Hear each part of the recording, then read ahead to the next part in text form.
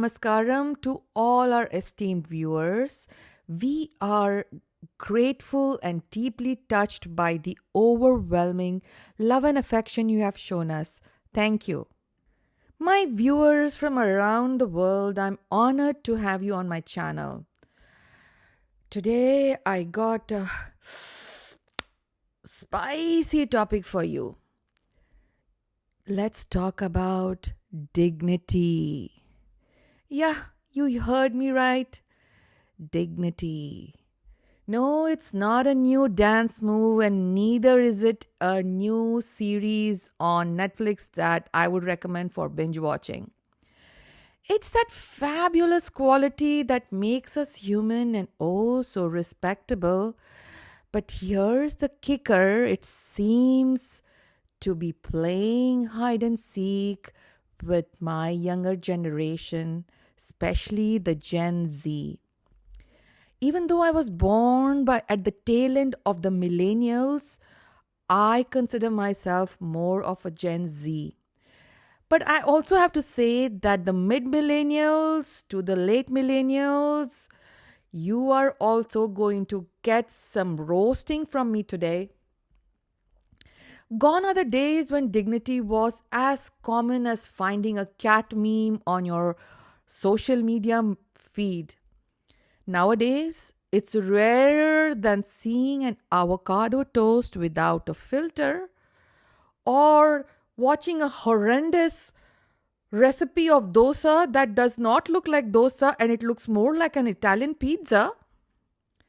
Remember when people used to say thank you and please without sounding like they were rehearsing for a play? Or when keeping promises was a thing, when people valued loyalty, commitment, and oh so many qualities. Well, buckle up because we are diving deep into the essence of dignity and why it's going MIA from today's youth. For my older generations, MIA means missing in action. That's why I feel it's high time that my generation, we do something about this and we bring it back with a bang, preferably with a trending hashtag, right? Stay tuned for some real talk and maybe a few laughs as we explore this timeless yet endangered, yes, you heard me right, it's an endangered quality. And spoiler alert, it's more than just wearing a suit or a beautiful gown or having a stiff upper lip. It's about self-worth, respect, touch of grace and elegance that can turn any awkward situation into a scene straight out of the rom-com of the 60s and the 70s. Let's get ready to resurrect dignity. Gen Millennials, Gen Z, and Gen Alpha. Let's get this show on the road, shall we? I'm lucky to have grandparents from both sides of my family who lived their lives as an example and epitome of dignity, grace, and poise. I never understood about these qualities, neither did I ever watch at them with the perspective of these qualities as I was growing up until I was in my 20s. And the two topics that I really studied well, the topics of psychology and philosophy, that is when I realized that I am blessed to be surrounded by this great quality and how my grandparents have directly or indirectly tried to inculcate their best of qualities into all of us grandchildren. My grandparents from both sides, they never knew each other before my parents got married. But what happened was after they started having grandchildren, they had this common thread of grandchildren. Both sides of my grandparents, they started talking much with each other. They started connecting with each other. One of the main reasons for this was because both my grandparents, they took turns of visiting to the US and helping my parents out with us, even though we had nannies around the house to help with most of the things that they needed to get done for us. But one of the other things that that we practiced in my family was for all our summer vacations, we would go back to India and we would split our time of 2.5 to 3 months between both sides of my grandparents. So, as part of that practice, what happened was, as my grandparents started communicating more with each other and started getting to know each other well, they became thicker friends. And they started partnering with each other when it came to taking a responsibility. And they also joined, and together we used to go for vacations when we were in India, traveling around in India or visiting countries around India, mostly in the Southeast Asia, and which was not too far away from the US, or sorry, from India. The four pillars of dignity of my life, my grandparents, and of course my parents too. I dedicate this video to my grandparents and I bow my head with gratitude and love and affection. Thank you, my grandparents, my ancestors, and my parents. I am so blessed and lucky to have you in my life. So, now getting back to the term dignity. What is it? In English, we use the term dignity. In French, it's dignity. In Italian, it is dignità. Malayalam, andas. In Bangla, maryada. In Hindi, pratishtha. In Tamil, ganyam. Even in Marathi, it's called pratishtha. And in Sanskrit, it's called gauravam. These are some of the languages of some of my audience. And if you would like to know more about this, just use Google Translate or what it means in your language. I have to tell you something about my family before I get into this topic of dignity. One of the habits and practices that has been inculcated in my family, we've been practicing it since the last 3 generations. So my grandparents, my parents, myself, and then now my 4th generation. A lot of my nieces and nephews, they are in their teens or they are getting ready to head to college. And I'm talking about this not just with my immediate siblings, but also my aunts, uncles, their children, my cousins. So I'm considering all of this as my family, okay? So as part of this practice, what we do is each generation, so let's take one thing at a time. So 4 topics that we all share passion around in my family is reading, art, movies, and music. Okay. So these 4 things have been inculcated into us since our childhood. And one of the practices that one set of my grandparents actually started inculcating this was that, every month or every few weeks, one generation recommends something about one of these topics. So it could be something related to art, like a dance form, a music form, or some kind of art like painting, sculpture, because we are a lot into it. We visit a lot of museums, something about that, or a book, recommend a book to read, or a movie to watch. And each generation takes a turn to do this. So my grandparents would recommend something, then my parents' generation would recommend something, then my generation would recommend something. And the deal is, we all have to follow through. So if a movie is recommended, each one of our generation will watch that recommended movie, no matter how much we despise that type of movie or that genre of movie. We have to watch it, and then we have our own little family social media kind of thing where we share our opinions, our points, what we learned, what we didn't like, what we liked about that, whether it's a book, a movie, an art form. And then we will have a discussion about it. So generally when we meet as family for get-togethers or for some family reunions, we are never running short of topics to talk about, because there's always a debate going on about something that we read about or some movie we recommended in the family we saw.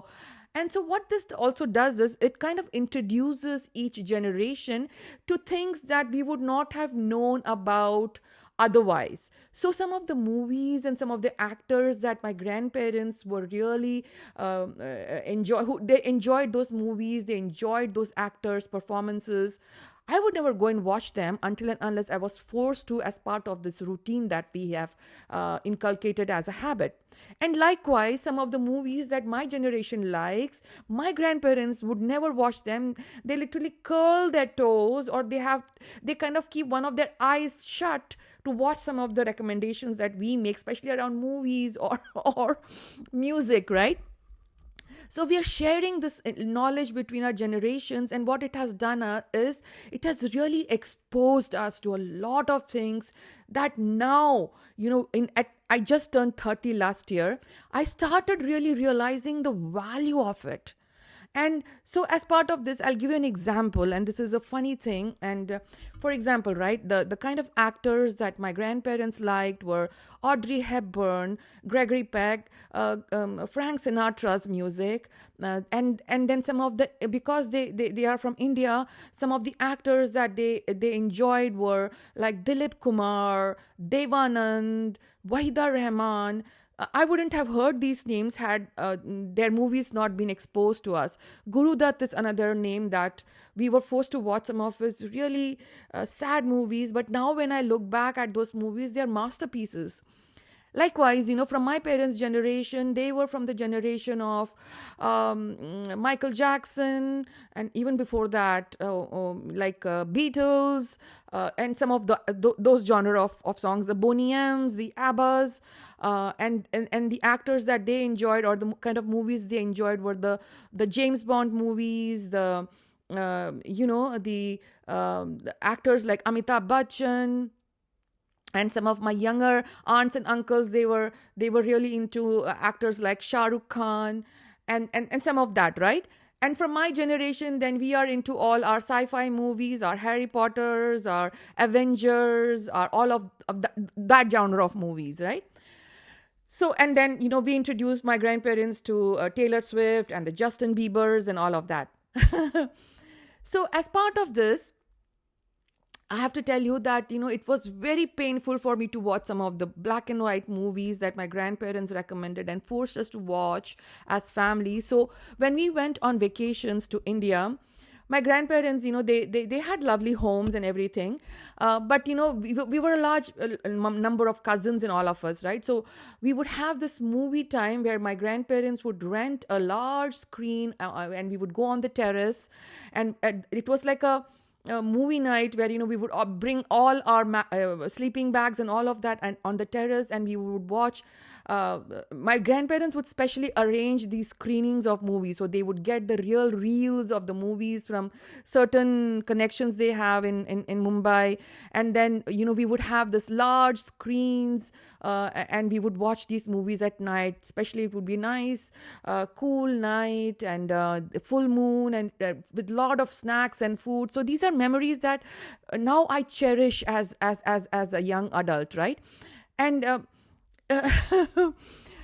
when we used to be at that age of, now I'm talking about when I was probably in my early teens, and some of my cousins were of the same age, right? And we were made to watch some of those black and white movies. I have to tell you a story about this actor named, especially for my global audience, you probably have never heard his name.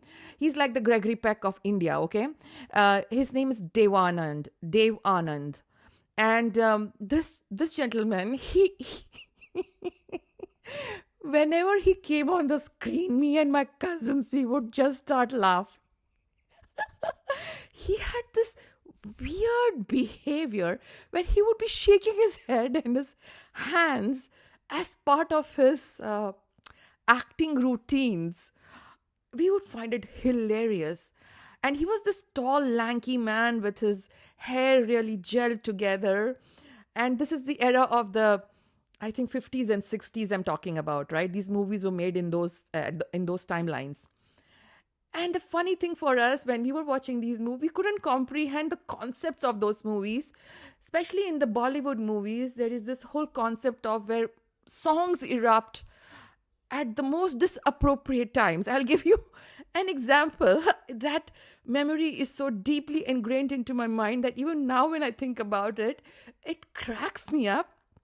There is this movie, I don't remember the name, but the situation in the movie was this: the main hero, he's this Devanand. He's he's anxiously waiting for his lover, the female actor, who's beautiful. I forgot who it was. And she gets late to come to meet him. And then he gets really upset, about the fact that she's late. And then she arrives, and then he breaks into this song, okay, and he's complaining to her, and then he does all this weird head shaking, hand shaking thing. And there is this, and my grandmother, she's all like goo goo gaga, and she's like, oh my god, he's so handsome. And I'm looking at my grandmother, I'm looking at her and thinking, this is so gross. And then there is this whole romantic song. I'm sure it's a beautiful song, I don't remember the song, where this girl and the guy, they are running around the trees, and then and she's wearing these tight clothes, which are like literally, I'm like, oh my god, her stitches are going to come rip off by the uncomfortable tight whatever she was wearing. And she was wearing this high buffet kind of a hairdo. And they're singing around, and they're doing this whole routine of, he's complaining about why you are late, and she's giving all the kind of reasons. And in the Indian movies, the act of holding hands in those days was considered as ooh, what a big deal. And then they would show flowers. They will show these two flowers touching each other as a representation of the hero and the female actor holding hands, or maybe kissing. I don't know what's going on when the flower is shaking.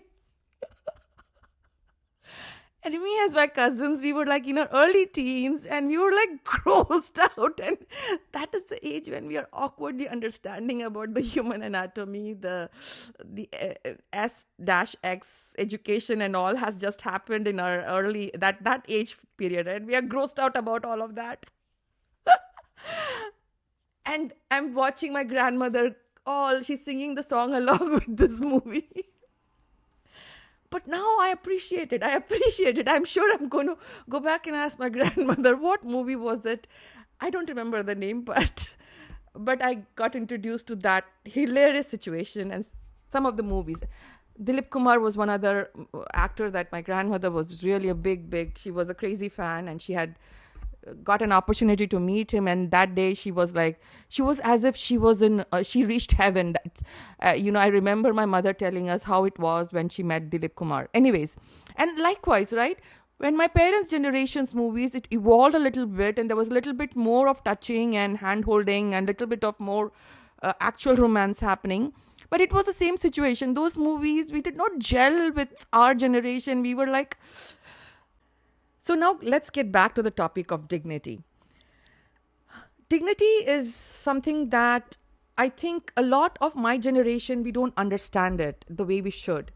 It is a quality that commands respect, honor, and a sense of self-worth.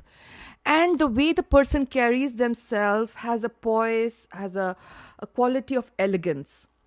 It's an inherent aspect of human existence that transcends social, economic, and cultural boundaries. This quality is often reflected in the way the individuals, the code of conduct, how they carry themselves, how they interact with others, exhibiting a sense of pride, a sense of self-respect that is unmistakable and that is, worthy of mention. Dignity has gravitas. It's a poise or grace associated with behavioral component. Example, the sophisticated manners or the elegance of speech of nobility, or the outward composure in the face of insult or stress. Dignity as integrity, the family of ideas associated with living up to personal or social standards of character and conduct, either in one's own eyes or in the eyes of others. Dignity as status, noble or elevated social position, or a rank that enables them to make decisions for others. Dignity as human dignity. This is the most common or the worthy one that we all understand in the world of human dignity, right? Where we say all humans share equally.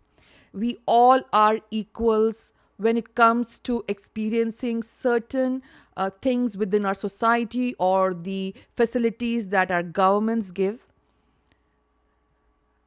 Dignified individuals, they exhibit behaviors that are consistent with their sense of self-worth and their respect for others. They tend to carry themselves with integrity, honesty, authenticity, show respect and empathy towards others. They hold themselves accountable for their actions, maintain composure and grace even in challenging situations where they don't lose their cool or they don't lose their emotional control. Uphold values and principles steadfastly like a lion. Their behavior reflects a deep sense of respect for themselves and others, creating a positive and inspiring environment around them.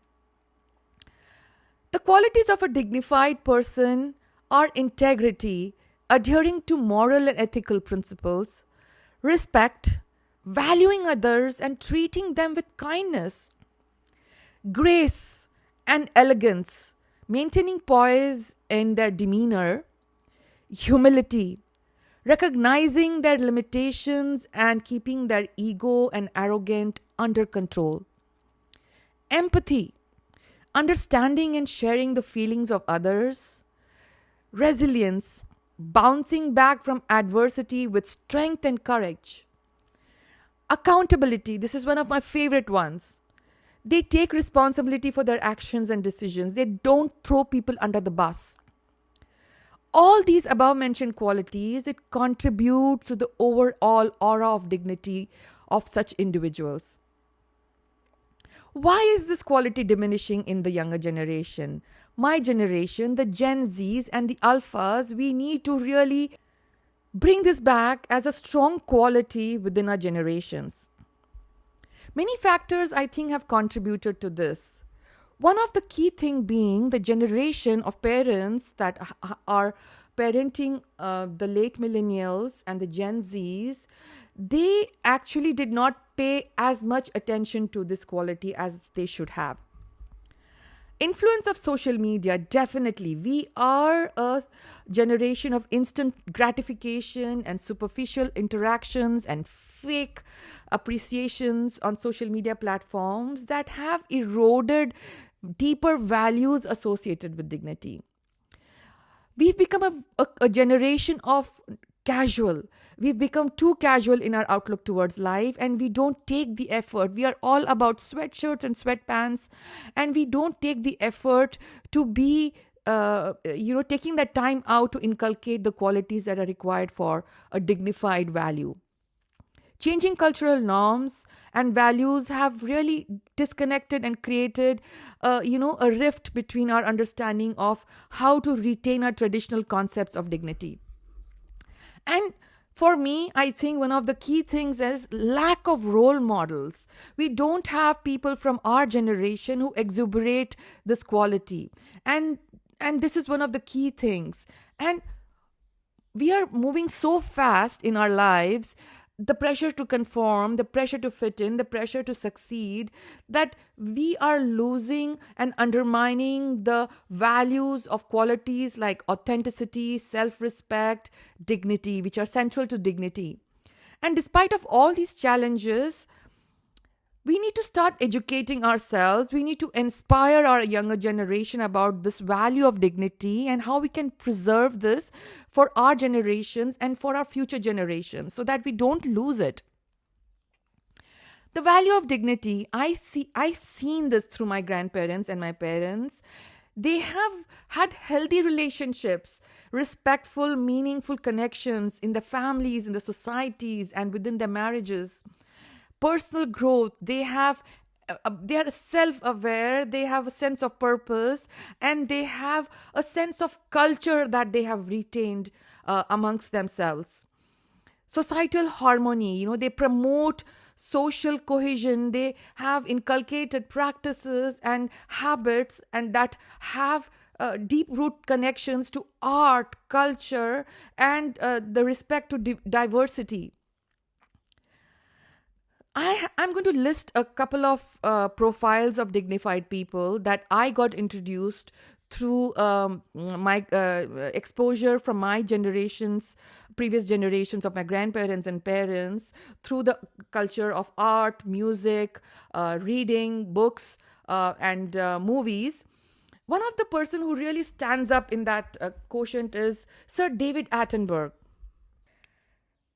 Me and my cousins and my siblings, we got introduced to his voice through the various documentaries that we were shown as kids that came mostly from UK or from US.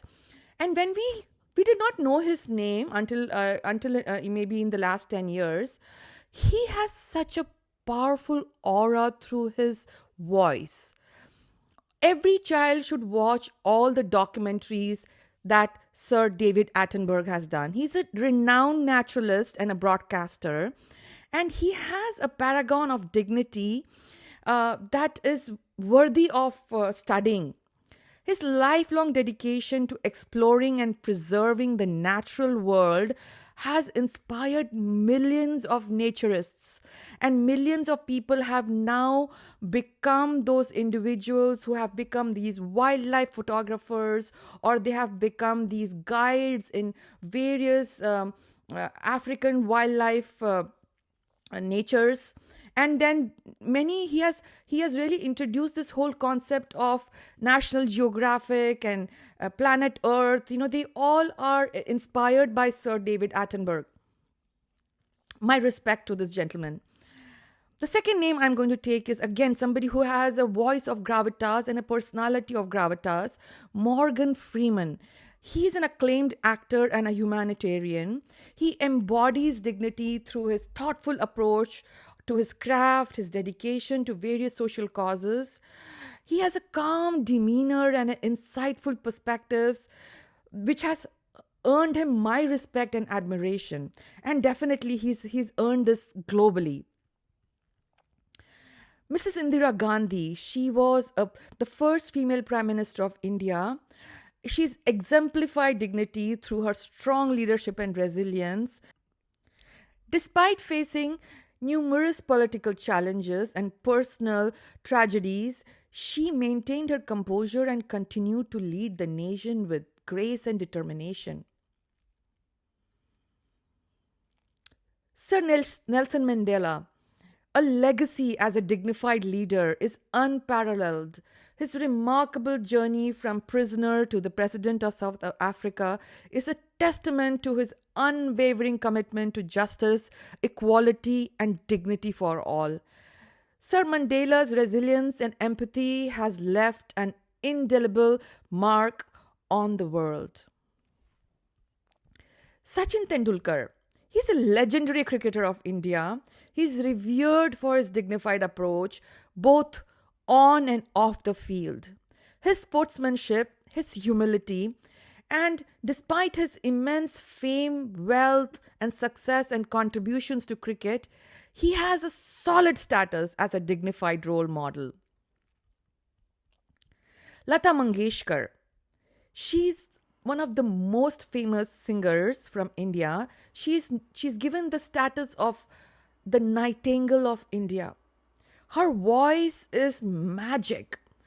She touches her hearts of millions of her listeners through her melodious voice and dignified presence. My grandparents' favorite song is a song that she sang in front of the Prime Minister, the first Prime Minister of India, Mr. Jawaharlal Nehru, who is father of Indira Gandhi. And I remember that song and the beautiful voice, the rendition of that song. She was an icon of dignity. Queen Gayatri Devi. She was the second wife of the King of Jaipur and was known for her beauty, her regal dignity, and compassionate nature. Her efforts in education and women's empowerment, along with her elegance and poise, has left a lasting impact on Indian society. And I have to make a special mention here. My grandmother was deeply impacted by her sense of style and the way she carried herself. with the kind of clothing and jewelry she wore. Vaida Rahman, she's an Indian actress and she's one of my grandfather's most favorite actors. She's admired for her dignified presence in the film industry. Her performances, her grace, her beauty, her charitable work, her poise, and her elegance is something to reflect and study and be inspired from. She carries with herself a great sense of dignity and an aura of respect. Dilip Kumar, one of my grandmother's favorite actors, he was actually very well known for that quality of the way he carried himself within the various circles of Mumbai. I'm talking about the generations of my grandparents and his contribution to cinema. Because my grandparents forced us to watch some of his movies, I then later understood the value that he brought with him, the artist he was, and the kind of dignified human being he was. These individuals, they have not only achieved greatness, but also have a sense of dignity that continues to inspire the generations to come. Queen Elizabeth from England, Queen Elizabeth II, she had an aura of dignity. I mean, if you have read her autobiography and understood her life, you would understand that she's a lady who had to take on a lot of responsibilities at a very young age, and she had to sacrifice a lot of her personal life in order for her to be in that role of being the Queen of England. She carries that unwavering dignity and commitment to public service, and she was a symbol of stability and continuity through her reign. Her grace under pressure and dedication to her duties have earned her the respect and admiration worldwide.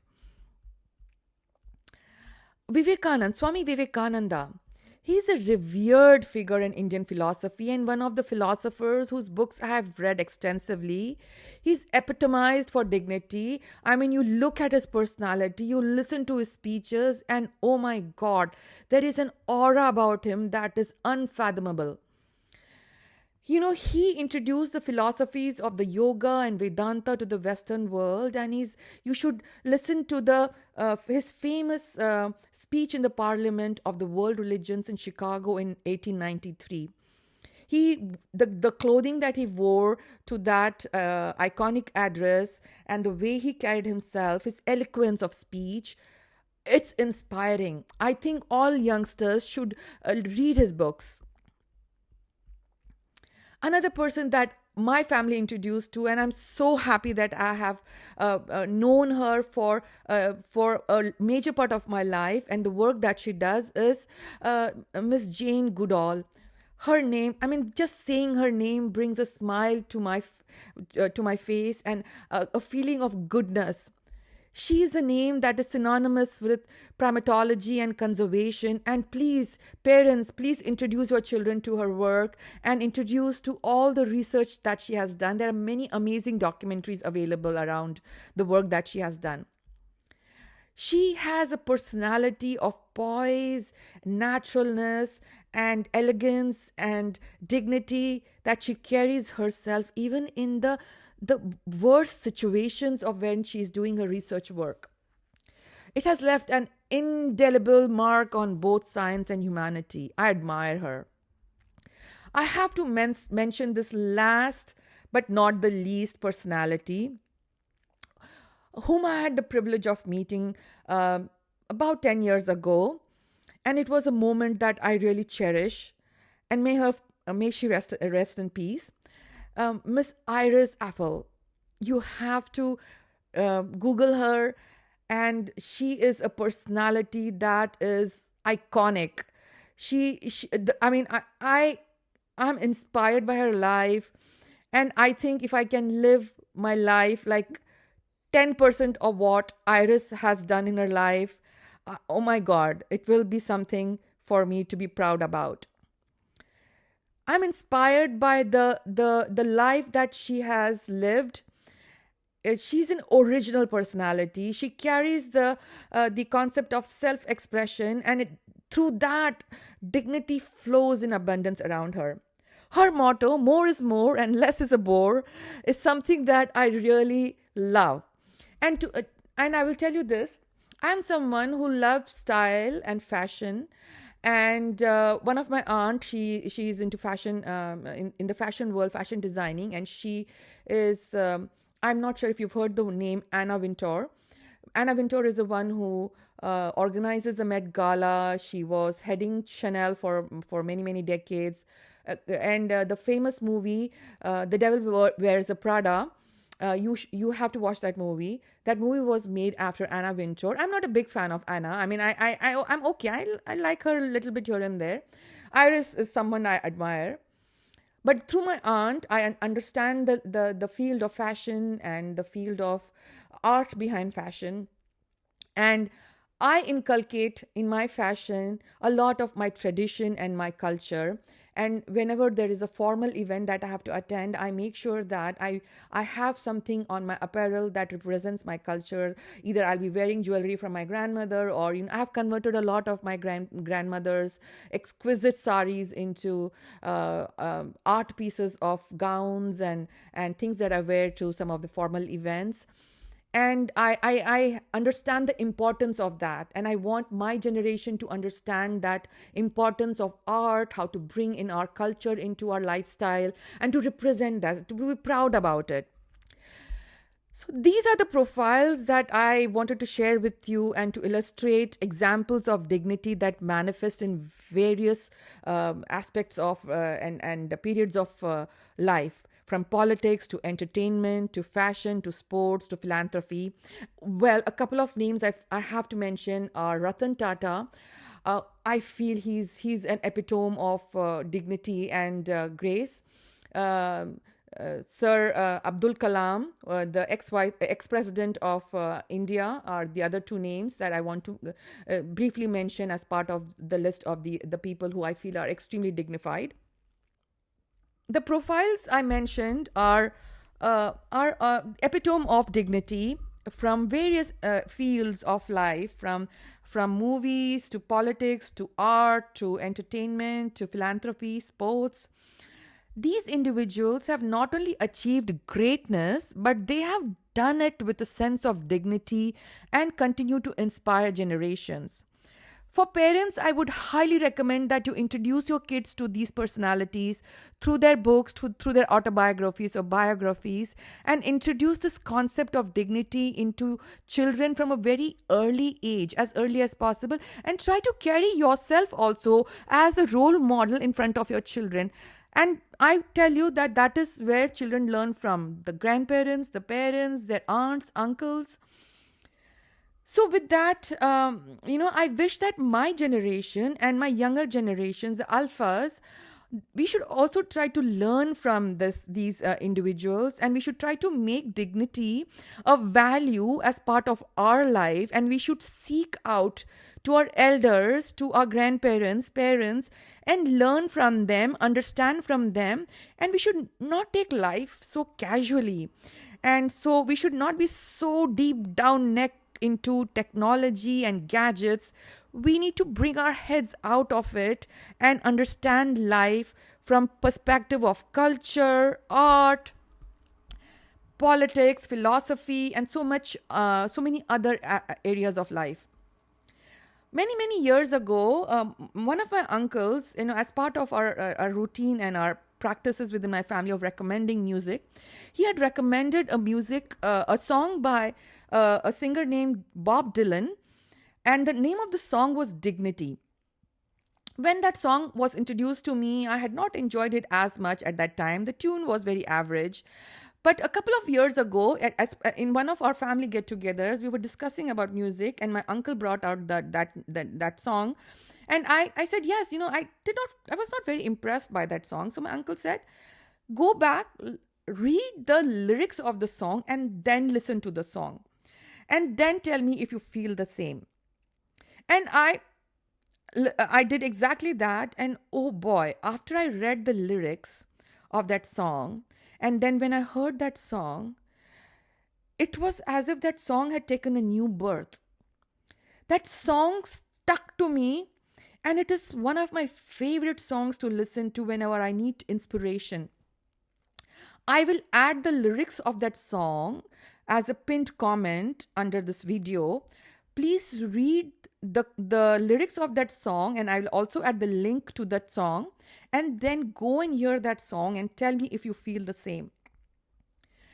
The importance of exchange of habits, practices, information sharing about art, music, culture, books, politics, philosophies between multiple generations in a family is a very much foundation of every family's growth. I really contribute a lot of me being who I am to some of the practices that my family has inculcated in me. I recommend that you should start something like that within your family structure. It is precious. And in my family, we are definitely going to take all of these practices and habits forward and make sure our future generations, my next generation, and their future generations will use this wealth of information to better the quality of their lives. I wish everyone listening to this video happiness, and may their lives be filled with peace of mind. And may they achieve the best in every aspect of their lives. With that, I would like to chant my favorite mantra, Lokaha Samasthaha Sukhino Bhavantu. The translation of which means, may all living beings on our planet be happy and free. And with that beautiful thought, I conclude this video. Namaskaram, goodbye, and thank you.